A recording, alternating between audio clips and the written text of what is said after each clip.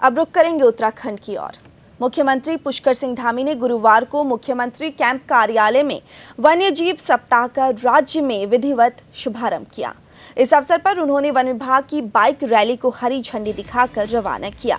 यह bike rally वन्यजीव संरक्षण के संदेश का प्रचार प्रसार करते हुए मुख्य स्थलों घंटाघर, परेड ग्राउंड, सर्वे चौक से होते हुए मालसी जू तक पहुंची।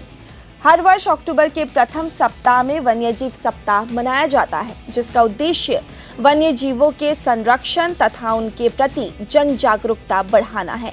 इस वर्ष वन्यजीव सप्ताह की 74वीं थीम मानव वन्यजीव सह अस्तित्व रखी गई है। उत्तराखंड के मुख्यमंत्री पुष्कर सिंह धामी ने कहा कि यहाँ बहुत जैव विविधताएं हैं और हमारी संस्कृति भी वन्यजीवों की संरक्षण की रही है। हम ये संकल्प लेते हैं कि हम प्रकृति का संरक्षण करेंगे, जीवों का संरक्षण करेंगे। हमारा विकास का मॉडल इकोलॉजी, इकोनॉमी और टेक्नोलॉजी, इन सब का मिला जुला एक मॉडल है। 3 अक्टूबर को मालसी जू देहरादून में वन्य जीव संरक्षण जागरूकता कार्यक्रम आयोजित किया जाएगा, जिसमें विभिन्न जनप्रतिनिधि, पर्यावरण विशेषज्ञ और नागरिक भाग लेंगे। पर बहुत हमारी जैव विविधताएं हैं और हमारे यहाँ हमारी संस्कृति भी वन्य जीवों के संरक्षण की रही है। हमारे देवी देवताओं के साथ भी, चाहे हम देवी के वाहन की बात करें, भगवान शंकर महादेव के गले की बात करें, हमेशा सर्पों का उनके साथ रहना होता है।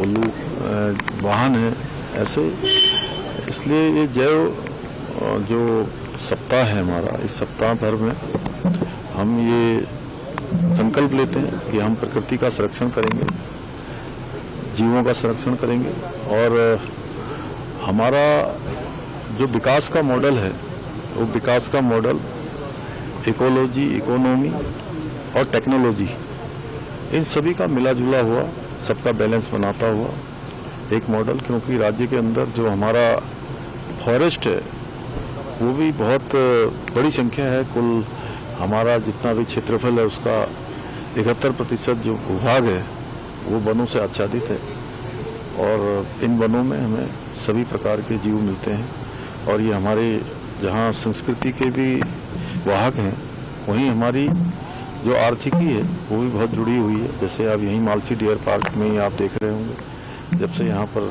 टाइगर आ गए तो यहाँ की जो आने वालों की संख्या है पर्यटकों, वो बहुत बढ़ गई है। इसी प्रकार फाटो रेंज है, कॉर्बेट है और स्नो लेपर्ड्स हैं, वो भी हम उन सब दिशाओं में, उन सब क्षेत्रों में काम कर रहे हैं, जिससे कि हमारे टूरिज्म में, इको टूरिज्म भी हमारा बढ़े। वो हर माह मैं स्वयं उसकी मॉनिटरिंग करता हूँ और जो संबंधित कुछ लोग होते हैं जो जिन्होंने अपनी शिकायतें दर्ज कराई होती हैं, उनकी शिकायतों का निवारण हुआ कि नहीं हुआ है, कोई परेशानी आ रही है तो क्यों आ रही है।